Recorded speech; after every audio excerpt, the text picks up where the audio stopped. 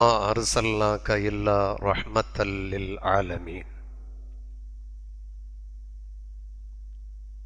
அளவற்ற அருளாளனும் நிகரற்ற அன்பாளனுமாகிய எல்லாமல்ல அல்லாஹுவின் பேரருளாலும் ஈருலக சர்தார் சையீதுல் கௌனைன் முஹம்மது ஸல்லல்லாஹு அலைஹி வஸல்லம் அவர்களின் பரக்கத்தினாலும் ஆரம்பம் செய்கின்றேன். எல்லாமல்ல அல்லாஹுவின் பேரருளாலும் அவனுடைய மிகப்பெரிய கருணையினாலும் அருமை நாயகம் ரசூலுல்லாஹி ஸல்லல்லாஹு அலைஹி வஸல்லம் அவர்களுடைய 1500வது பிறந்த சிறப்பை வெளிப்படுத்தும் விதமாக பொள்ளாச்சி சின்னப்பள்ளி ஜமாஅத்தும் மஸ்ஜிதுல் முபீன் ஜமாஅத்தும் பொள்ளாச்சி வட்டார ஜமாஅத்துல் உலமா சபையும் இணைந்து நடத்தக்கூடிய இந்த சிறப்புமிக்க விழாவில் கலந்து கொண்டு சிறப்பித்து கொண்டிருக்கக்கூடிய பொள்ளாச்சி வட்டாரத்தினுடைய ஜமாஅத்துல் உலமா சபையினுடைய கௌரவ தலைவரும் எனது பாசமிக நண்பரான வஜ்ஹுல்லா ஹஸரத் அவர்களே, இந்த மஸ்ஜிதினுடைய சிறப்புமிக்க ஹுசைன் சாஹிப் அவர்களே, கிராத் ஓதி அமர்ந்திருக்கக்கூடிய ஹஸரத் பெருந்தகை அவர்களே, மஸ்ஜிதினுடைய இமாம் அவர்களே, உங்கள் அனைவருக்கும் அஸ்ஸலாமு அலைக்கும் வரஹ்மத்துல்லாஹி வபரகாத்துஹு என்ற சலாமை தெரிவித்து, நபி ஸல்லல்லாஹு அலைஹி வஸல்லம் அவர்களுடைய பிறப்பின் சிறப்பு என்று தலைப்பு போடப்பட்டிருக்கிறது. நபி ஸல்லல்லாஹு அலைஹி வஸல்லம் அவர்களுடைய பிறப்பையும் தெரிய வேண்டும், அவருடைய தந்தை யார் என்று தெரிய வேண்டும், தாயார் யார் என்று தெரிய வேண்டும், பாட்டனார் யார் என்று தெரிய வேண்டும். இப்படியெல்லாம் தெரிந்துதானே ஒருவரை நாம் புரிந்து கொள்ள முடியும். இன்னாருடைய மகன், இன்னாருடைய மகள் என்று நாம் உலகத்தில் ஒரு குடும்பத்தை பற்றி தெரியும் போது யாருடைய மகன், எந்த ஊர், என்ன கோத்திரம், அவர்களுடைய பேக்ரவுண்ட் என்ன, இப்படியெல்லாம் நாம் நிறைய விஷயங்களை கேட்கின்றோம். ஆனால் நமது நபி ஸல்லல்லாஹு அலைஹி வஸல்லம் அவர்கள் மட்டிலும் வானத்திலிருந்து அப்படியே குதித்து கீழே விழுந்தார்களா? அப்படி வந்தவர்களா? இல்லை. அவர்கள் அப்துல்லா ஆமினாவுக்கு பிறந்த அற்புத குழந்தை, மகன் என்று நாம் விளங்க வேண்டும். அந்த விளக்கத்தை சொல்லக்கூடியதுதான் பிறப்பின் சிறப்பு. எல்லா குழந்தைகளும் இந்த துனியாவில் பிறந்தாலும் நபி ஸல்லல்லாஹு அலைஹி வஸல்லம் அவர்களுடைய பிறப்பு அற்புதமாக இருந்தது என்று வரலாறு நமக்கு சொல்கிறது. அந்த காலத்தில் வாழ்ந்தவர்கள் நபி ஸல்லல்லாஹு அலைஹி வஸல்லம் அவர்கள் பிறக்கும்போது ஏற்பட்ட நிகழ்வுகளையும் ஆச்சரியங்களையும் நமக்கு சொல்லி தந்திருக்கின்றார்கள். இப்போது பிரச்சனை என்ன என்று சொன்னால், நபி ஸல்லல்லாஹு அலைஹி வஸல்லம் அவர்களுடைய இந்த பிறந்த நேரத்தையும் பிறந்த நாளையும் பிறந்த நிகழ்வுகளையும் எடுத்து சொல்வது என்பது மார்க்கத்துக்கு முரணானது, அல்லாஹுவுக்கு இணை வைக்கக்கூடிய காரியம் என்ற ஒரு அபாண்டமான சொல் முஸ்லிம்களுடைய சமூகத்தில் எப்படி வந்தது என்று தெரியவில்லை. இது உண்மையிலே இப்லீசுடைய வேலையாகத்தான் இருக்க முடியும். உண்மையான முஃமின் இப்படிப்பட்ட ஒரு சிந்தனைக்கு செல்ல முடியாது. நபி ஸல்லல்லாஹு அலைஹி வஸல்லம் அவர்களுடைய பிறப்பை, அவர்களுடைய குழந்தை பருவத்தை, அவர்கள் வளர்ந்து வந்ததை, நடந்த அற்புதங்களை எடுத்து சொல்லுவதற்கு பெயர்தான் பிறப்பு. அதுதான் மௌலிது, மௌலூது, மீலாது. இதெல்லாம் என்ன பேர்? மீலாத் என்றால் பிறந்த இடம், பிறப்பை பற்றி சொல்லக்கூடிய நிகழ்வு. மௌலூது என்றால் குழந்தைக்கு சொல்லுவார்கள். எதை பிறக்கப்பட்டதோ அதற்கு சொல்லுவார்கள். எனவே நபி ஸல்லல்லாஹு அலைஹி வஸல்லம் அவர்களுடைய பிறப்பை பற்றி சொல்லக்கூடியதற்கு பெயர்தான் மௌலூது, மௌலிது, மீலாது, எல்லாமே ஒண்ணுதான். அப்ப இந்த மீலாது என்பதை சொல்லக்கூடாது என்று சொன்னால் குர்ஆனுக்கு உள்ளே நாம் போகணும். குர்ஆனுக்கு உள்ளே நாம் ரொம்ப கவனத்தை செலுத்தி பார்த்தால் நிறைய வசனங்கள் இருக்கின்றது. அந்த வசனங்களில் சையதுனா மூசா அலைஹிஸ்ஸலாத்து வஸ்ஸலாம் அவர்கள் என்ற ஒரு நபி, நமக்கெல்லாம் தெரியும், பனு இஸ்ராயேல்களோடு ரொம்ப போராடி மிகப்பெரிய சிரமத்தை ஏற்றுக்கொண்ட நபி சையதுனா மூசா அலைஹிஸ்ஸலாத்து வஸ்ஸலாம் அவர்கள் என்பது நமக்கு தெரியும். அவர்களிடம் பல கேள்விகள், தாறுமாறான கேள்விகளை, ஒரு காளை மாட்டை அறுத்து கொடுக்க சொன்னால் அந்த மாடு எப்படி இருக்கும், அது என்ன நிறம் என்ற கேள்விகளை துளைந்தெடுத்து மூசா நபியினுடைய அந்த ஆத்திரத்தை கிளப்பியவர்கள் பனு இஸ்ராயேல்கள். இப்போ அவர்களுக்கு நபியாக வந்த மூசா அலைஹிஸ்ஸலாம் அவர்களை பற்றி அல்லாஹு தஆலா அருள்மறை குர்ஆனில் நபியாக வந்த விபரத்தை சொல்லி இருக்கின்றான். நபி மூசா அலைஹிஸ்ஸலாம் அல்லாஹுவோடு பேசியதையும் சொல்லி இருக்கின்றான். வக்கல்லமல்லாஹு மூசா தக்லீமா, குர்ஆனுடைய வசனம் சொல்கிறது, மூசா நபியிடம் அல்லாஹ் பேசினான் என்று குர்ஆனில் இருக்கின்றது. இப்போ நாம் இங்க சொல்ல வருவது என்ன என்று சொன்னால், மூசா அலைஹிஸ்ஸலாம் அவர்கள் நபியாக வந்ததென்பது அவர்களுக்கு நபித்துவம் எப்போது அல்லாஹ் கொடுக்க வேண்டும் என்று கருதினானோ அந்த நேரத்தில் அவர்கள் நபியாக வந்தார்கள்.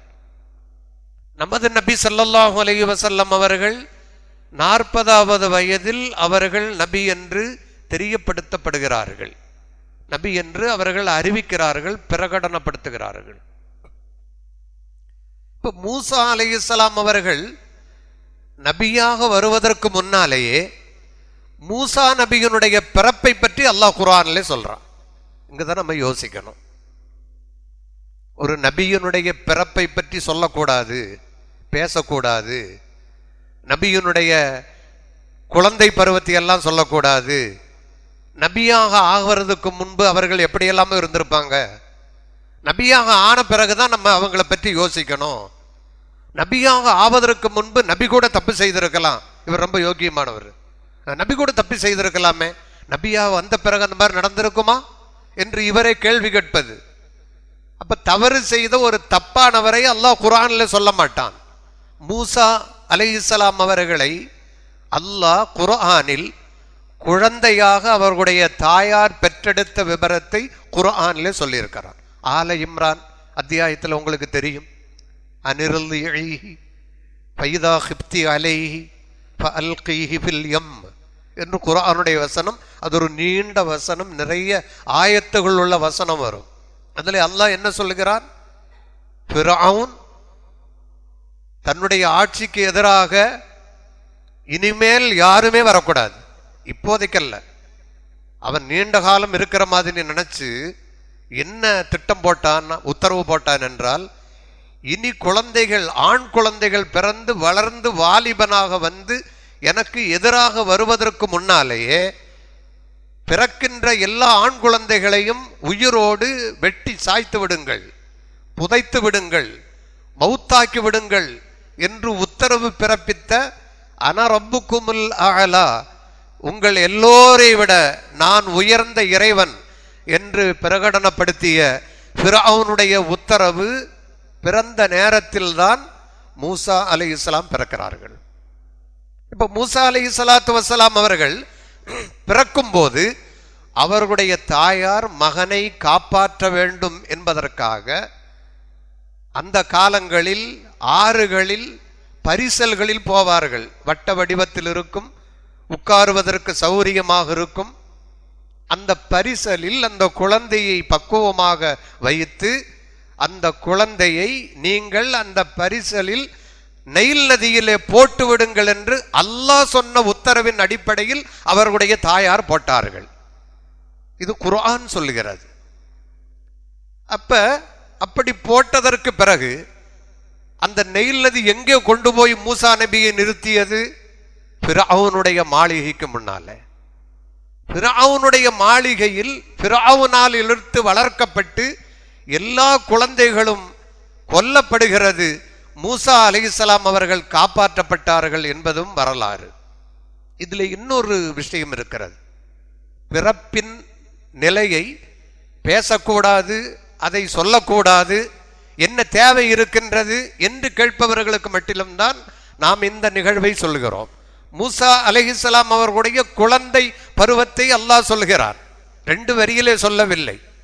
நீங்கள் அந்த பரிசலில் போடுங்கள் என்று சொல்லி அந்த அரண்மனையில் பாலூட்டக்கூடிய தாய்மார்கள் நிறைய பேர் வந்தார்கள். மூசா அலைஹிஸ்ஸலாம் அவர்களுக்கு பாலூட்டினால் அல்லாஹ்வே சொல்லுகிறான், எல்லா மார்பங்களையும் நாம் மூசா அலைஹிஸ்ஸலாம் பால் குடிப்பதிலிருந்து தடுத்து விட்டோம். பால் சுரப்பு இருக்கிறது, பால் கொடுக்கக்கூடிய சக்தி இருக்கின்றது அந்த தாய்மார்களுக்கு, பால்மடி சுரந்திருக்கின்றது. ஆனால் மூசா அலைஹிஸ்ஸலாம் அவர்கள் அந்த மார்பிலிருந்து, பெண்களுடைய மார்பிலிருந்து பால் குடிக்கவில்லை, மறுத்து விட்டார்கள். இதை மூசா அலைஹிஸ்ஸலாம் அவர்களுடைய தாயாருடைய சகோதரி தூரத்தில் இருந்து பார்த்துவிட்டு சொன்னார்கள், நான் இந்த குழந்தைக்கு பால் ஊட்டக்கூடிய மிக துணிச்சலான தைரியமான ஒரு பெண்ணை நான் அழைத்து வரட்டுமா என்று கேட்டார்கள். அவர்களுடைய தாயாரை அழைத்து வருகிறேன் என்று சொன்னால் அங்கு பிரச்சனை வரும். இந்த குழந்தைக்கு பால் ஊட்டக்கூடிய குழந்தையை நான் அழைத்து வரட்டுமா? ஒரு தாயார் குழந்தைக்கு தாயாக இருக்கக்கூடிய அந்த அம்மையாரை மனதிலே வைத்து கொண்டு கூட்டிட்டு வரட்டுமான்னு கேட்டாங்க. சரின்னு சொன்னாங்க. மூசா அலைஹிஸ்ஸலாம் அவர்களுடைய எந்த தாய் பயந்து போய் குழந்தையை நைல் நதியில பிழைத்து போகட்டும் என்று விட்டார்களோ, அதே குழந்தைக்கு மூசா அலைஹிஸ்ஸலாமுக்கு ஃபிரௌனுடைய அரண்மனைக்கு உள்ளே புகுந்து அவர்களுடைய தாயார் பாலூட்டினார்கள் என்று குர்ஆன் சொல்கிறது. அப்ப மூசா நபியினுடைய பிறப்பை, அவர்கள் பிறந்ததை, பிறந்த நேரத்தில் ஏற்பட்ட நிகழ்வை அல்லாஹ் சொல்லி காட்டுவது என்பது மூசா நபியினுடைய மௌலூத். இது மூசா நபி மௌலூத். அப்ப மூசா நபி பேரில் மௌலூத் ஓதலாம் என்று தெரிகிறது. அல்லாஹ்வே குர்ஆனிலே ஓதி இருக்கிறான். மௌலூதுனா அதான முதல்ல நம்ம விளக்கம் சொன்னோம். மௌலூதுன்னு சொன்னாரே ஒரு அலர்ஜி வார்த்தை மாதிரி ஆயிடுச்சு. அலர்ஜி மௌலூதுன்னு சொன்னாலே தேவையில்லாத ஆரம்பிச்சுட்டாங்கடா. இந்த பொந்துக்குள்ளேருந்து நிறைய பேர் இந்த மீளாத ஆரம்பிச்சோன்னா கிளம்பி வந்துடுவாங்க. கிளம்பி வந்து ஒருத்தன் எழுதியிருக்கிறான். என்ன எழுதியிருக்கிறான் என்றால், மதுவனுடைய போதையை விட ரொம்ப கொடியது இந்த மீளாது விழாவின் மீது இருக்கக்கூடிய ஆசை. மீளாது விழா நடத்தணும்னு சொல்லி ரொம்ப ஆர்வமா இருக்கிறான்ல, அது குடிச்சவன் இருக்கிற வரக்கூடிய போதை இருக்குது, அதை விட ரொம்ப மோசமானது. அவன் எவ்வளவு பெரிய குடிகாரனா இருப்பாங்க, எவ்வளவு அனுபவப்பட்டிருப்பான். குடிச்சு முடிஞ்ச பிறகு அவனுக்கு யோசனை இதுல வந்து இருக்குது, அவன் குடிகாரனாவே இருந்து போயிருக்கலாம். இது அதை ஒப்பீடு செய்வது எப்படி பாருங்கள், மது போதையை விட மோசமானது இது. அப்ப எல்லாம் பைத்தியம் பிடிச்சு விவரம் இல்லாம ஒரு போதையிலே இருக்கிறார்கள், மீளாத விழாக்களை கொண்டாடக்கூடியவர்கள் என்று முஸ்லிம் சமூகத்தை குற்றம் சாட்டக்கூடிய அளவுக்கு அவருடைய சிந்தனையில் குழப்பம் ஏற்பட்டிருக்கிறது, குளறுபடி ஏற்பட்டிருக்கிறது. அல்லாஹ் நல்ல புத்தி கொடுக்க வேண்டும் என்று துவா செய்வோம். வேற என்ன செய்யறது? அதான் செய்ய வேண்டும்.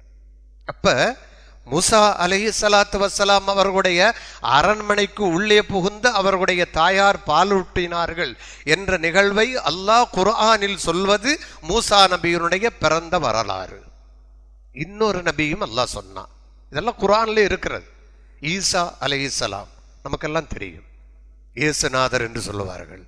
ஈசா அலைஹிஸ்ஸலாம் அவர்கள், அவர்களுடைய தாயார் பெயர் என்ன? எத்தனை பேருக்கு தெரியும்? மரியம் அலைஹிஸ்ஸலாம். அவங்களுக்கு கணவர் கிடையாது. அப்ப கணவர் இல்லாமல் மரியம் அலைஹிஸ்ஸலாம் அவர்களால் பெற்றெடுக்கப்பட்டவர்கள் ஈசா அலைஹிஸ்ஸலாத்து வஸ்ஸலாம்.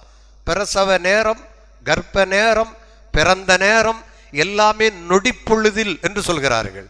சில பேர் சாதாரண பெண்களுக்கு ஏற்படக்கூடிய நாட்கணக்கையும் வைக்கிறார்கள். எப்படி இருந்தாலும் அது அற்புதம். அந்த அற்புதமான பிறப்பை தொடக்கத்திலிருந்து அல்லாஹ் சொல்லி வந்து மரியம் அலைஹிஸ்ஸலாம் அவர்களுக்கு ஆறுதல் வார்த்தை சொல்லி ஈசா அலைஹிஸ்ஸலாம் அவர்களை பெற்றெடுத்த அந்த நிகழ்வையும் அல்லாஹ் குர்ஆனில் நிறைய இடங்களில் சொல்லி இருக்கின்றான். சொன்னதோடு மட்டுமல்லாமல் ஈசா அலைஹிஸ்ஸலாம் அவர்கள் சொன்னார்கள், சலாமுன் அலைய யௌம உலித்து வ யௌம அமூத்து வ யௌம உபஅது ஹய்யா.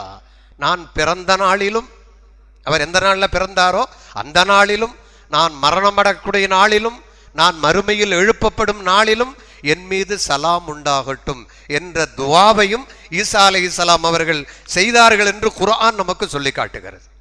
எவ்வளவு அற்புதமான நிகழ்வுகளை கொண்டிருக்கக்கூடிய குர்ஆனில் அல்லாஹ் ஈசா நபியினுடைய மௌலூதையும் ஓதியிருக்கிறான். ஈசா நபி மௌலூது மூசா அலைஹிஸ்ஸலாம் அவருடைய மௌலூது. அப்போ குர்ஆனில் ரசூலுல்லாவுடைய மௌலூதுன்னு வரலையே, ரசூலுல்லாஹ் சொல்லியிருக்கிறான் அல்லாஹ் அப்படின்னு ஒரு எதிர்கேள்வி கேட்கறது. ரசூல் ஸல்லல்லாஹு அலைஹி வஸல்லம் அவர்கள் இந்த உலகத்தில் இருக்கக்கூடிய மிக தூய்மையான ஒரு நபி மட்டுமல்ல, அவர்களை பற்றி குர்ஆனிலேயே அல்லாஹ் மரியாதை வார்த்தை தான் சொல்லி இருக்கிறான். யா ஐயுஹன் நபியு யா ஐயுஹர் ரசூல் முஹம்மது என்று ஒரு சில இடங்களில் மட்டிலும் தான் சொல்லி இருக்கின்றான். முஹம்மதுர் ரசூலுல்லாஹ் அப்படி ஒரு இடத்துல சொல்லி இருக்கிறான். மாகான முஹம்மதுன் அபா அஹதிம் மின் ரிஜாலிக்கும் வலாக்கிர் ரசூலுல்லாஹ் வ காத்தமன் நபியீன் என்று அவர்களை சில இடங்களில் தான் பெயர் சொல்லியிருக்கு. மற்ற எல்லா இடங்களிலும் நீங்க பார்த்தீங்கன்னா யா ஐயுஹன் நபி யா ஐயுஹர் ரசூல் என்று சொல்லியிருப்பான். அவ்வளவு கண்ணியத்துடன் நபி ஸல்லல்லாஹு அலைஹி வஸல்லம் அவர்களை குறிப்பிட்டு சொன்ன அல்லாஹ் நபி ஸல்லல்லாஹு அலைஹி வஸல்லம் அவர்களின் பிறப்பை பற்றியும் அவர்கள் வளர்ந்து வந்த விவரத்தை பற்றியும் குர்ஆன்லையும் அல்லாஹ் சொல்லி இருக்கிறான். சின்ன வசனம் தான், நமக்கெல்லாம் தெரிஞ்சது. அலம் யஜிதுக யதீமன் ஃபஆவா, குர்ஆனுடைய வசனம், நம்மெல்லாம் கேட்கக்கூடிய வசனம் தான். உங்களை ஒரு யத்தீமாக, பெற்றோர் இல்லாத யத்தீமாக அல்லாஹ் பெற்றுக்கொள்ளவில்லையா? ஃபஆவா, அவன் அரவணைத்து சேர்த்து கொள்ளவில்லையா என்று ஸல்லல்லாஹு அலைஹி வஸல்லம் அவர்கள் யத்தீமாக இருந்ததை அல்லாஹ் சுட்டி காட்டுகிறான். நபி ஸல்லல்லாஹு அலைஹி வஸல்லம் அவர்களும் கேட்கப்பட்டது, திங்கக்கிழமை எதுக்கு நோன்பு வைக்கணும், ஏன் திங்கக்கிழமை நோன்பு வைக்கிறோம்? இப்போ ஸல்லல்லாஹு அலைஹி வஸல்லம் என்ன சொன்னார்கள்? அந்த நாள் தான் நான் பிறந்தேன். அப்போ ஸல்லல்லாஹு அலைஹி வஸல்லம் அவர்கள் பிறந்த நாளில் தான் எல்லாம் திங்கக்கிழமை வியாழக்கிழமை நோன்பு வைக்கிறோம். அப்போ திங்கக்கிழமை நோன்பு வைப்பதனுடைய அடிப்படை தத்துவம் எது? நபி ஸல்லல்லாஹு அலைஹி வஸல்லம் அவர்கள் பிறந்தார்கள் என்ற ஒரே காரணத்திற்காக திங்கக்கிழமை நோன்பு வைக்கிறோம் நாம எல்லாருமே.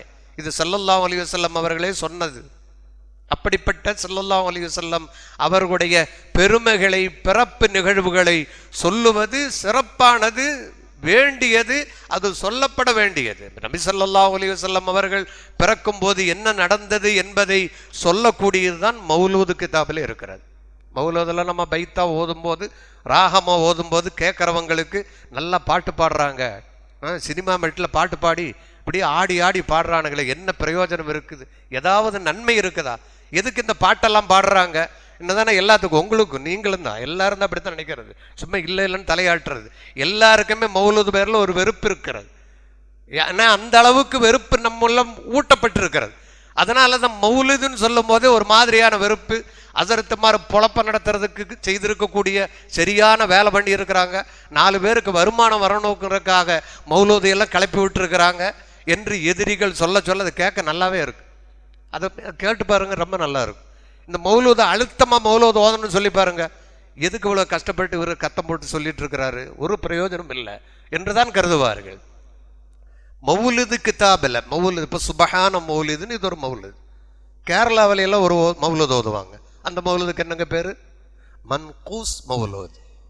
மங்கூஸ் அல்ல, மங்கூஸ் அது பழம் வேற. மன்கூஸ் அப்படின்னு சொன்னா சுருக்கப்பட்டது, சுருக்கப்பட்ட மௌலூத். அப்ப இந்த நம்ம இந்த பைத்து நிறைய இருக்கும். இந்த சுபஹான மௌலூது பிரம்மாண்டமானது, பெருசு. அந்த மௌலூதிலிருந்து சுருக்கப்பட்டது தான் மன்கூஸ் மௌலூது.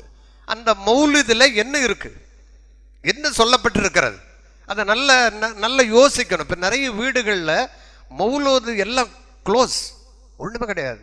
நம்ம கோட்டமேட்டில் இமாமா இருக்கும்போது 78லிருந்து 86 வரைக்கும் மௌலூது ராத்திக்கு போய் என்னை கொண்டு ஆஸ்பத்திரியில் ஓடு போட்டாங்க. அந்த அளவுக்கு விடிய விடிய மௌலூது ராத்திப்பெல்லாம் ஓதி உடம்பே ஒரு மாதிரி ஆகிப்போச்சு.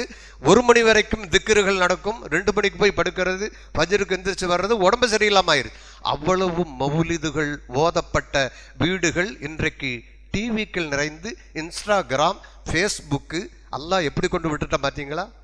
இப்போ அந்த முசீபத்தில் எல்லாரும் மாட்டி சிக்கி தவிச்சிட்டு அதுக்கு கான்ஃபரன்ஸ் வைங்க, அதுக்கு கிளாஸ் கொடுங்க என்று சொல்லக்கூடிய அளவுக்கு இன்று நிலைமையை அல்லாஹ் கொண்டு வந்து விட்டான். எந்த வீடுகளிலும் மௌலூது 12 நாளைக்கு எல்லா வீடுகள்லையும் பழைய காலங்களில் மௌலூது ஓதுனாங்க. 12 நாள் ஓதுவாங்க. காலையில் சஜ்ர் தொழுது இந்த இமாம் ஹஸரத்தும் புறப்பட்டு போனாங்கன்னா சாயந்தரம் வரைக்கும் எல்லா வீடுகளிலும் ஓதுவார்கள். இன்னைக்கு நீங்கள் ஒரு மௌலூதை உங்கள் வீட்டில் ஓதனா நம்ம இந்த காதை அறுத்து தந்துடுறோம். உங்கள் மகன் உங்கள் காதை அறுத்துருவான். இந்த வேலையெல்லாம் இங்கே வச்சுக்காதீங்க. அப்போ மகனுக்கு பயந்து அத்தை என்னாச்சு மௌலூது விட்டார். ஏன்னா அவன் ஜலவில் இருக்கிறோம், அவன் நம்மளை கவனிச்சுட்டு இருக்கிறதுல மௌலூது இந்த சின்ன பிரச்சனையை போய் எதுக்கு பெருசுபடுது? எல்லாம் சின்ன பிரச்சனையாக போச்சு. இப்போ மௌலூது ஓதாமல் இருக்கு, சின்ன பிரச்சனை. எல்லாம் சின்ன சின்ன பிரச்சனைகள். பெரிய பிரச்சனைகள் நிறைய இருக்கு. என்னடான்னு கேட்டால் ஒன்றும் கிடையாது. எல்லாம் ஏருக்கு மாறாக இருக்கிறது. மௌலூது ஷரீஃப் வீடுகளில் ஓதப்பட்டு வந்தது 12வது வரையும் ஓதுவாங்க. பிறகு என்ன செய்வார்கள்? அடுத்த முஹையுத்தீன் மௌலூது வரும். அந்த முஹையுத்தீன் மௌலூதில் என்ன செய்வார்கள்னா அங்கேயும் 12 நாள் ஓதி ராத்தீப் ஓதுவாங்க. முஹையுத்தீன் ராத்தீப், மௌலிதும் ராத்தீப் சேர்ந்து நடக்கும். இதெல்லாம் எல்லா வீடுகள்லையும் நடந்துட்டு இருந்தது. இப்போ எல்லாரும் என்ன முடிவு பண்ணியிருக்கிறான்னா செய்தது பூரா தப்பு. எல்லாரும் தப்பு பண்ணியிருக்கோம். அப்போ முதல் தப்பு பண்ணது இந்த ஹஸரத்துமார்கள் தான். இப்போ அந்த ஹஸரத்துமார்களை தப்பு பண்ணவங்களை என்ன பண்ணணும்? சவுக்கெடுத்து அடிக்கிறதா, இல்லை சிறைச்சாலையில் போடுறதா, என்ன பண்ணுறது?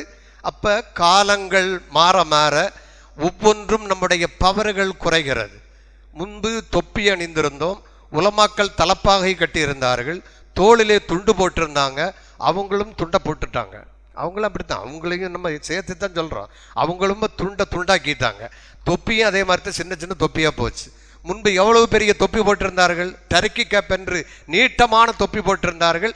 எல்லா ஆலிம்களும் தோளில் பெரிய துண்டு போட்டிருப்பாங்க. இப்படித்தான் ஒரு காலங்களில் இருந்தது. இன்று அது மாறிவிட்டது. இப்படி நிறைய வித்தியாசங்களை பார்க்கின்றோம். தலை மறைப்பது, பள்ளிவாசல் எப்போயாவது வாடகை தொப்பி பார்த்துருக்கிறோமா? இப்போ பாதி பேர் அந்த தொப்பியில் தான் உட்காந்துருக்கிறோம். பள்ளிவாசல் வச்சிருக்கிற தொப்பி நம்ம தொப்பி இல்லை. வீட்டில் வைக்க முடியாது, தொப்பி வச்சா அவன் தொப்பி பிடுங்கிடுவான் மகன். அதனால் என்ன செய்கிறது? பயந்துக்கிட்டு இங்கே பள்ளியில் தொப்பி போடுறது. அது ஒரு ஆள் போட்ட தொப்பி இன்னொரு ஆள் போட்டால் உடம்பு சரியில்லாமல் தானேங்க தலைக்கு கிருமி ஏறிக்கிறோம். இதெல்லாம் எதுக்கு? நமக்குன்னு ஒரு தொப்பி வாங்குறது கூட வசதி இல்லாத அளவுக்கு இன்னைக்கு அல்லாஹ் நம்மளை ஆக்கிட்டானா? அது வைக்கக்கூடாது. எதுக்கு தொப்பியெல்லாம் வச்சுட்டு இருக்குது? அதனால் எதிரிகளை அல்லாஹ் நிறைய நமக்கு கொடுத்துட்டே இருக்கிறான். எப்ப நம்மிடம் சுன்னத்துகள் எல்லாம் நிறைய இருக்குதோ மரியாதை அல்லாஹ் கொடுத்தான்.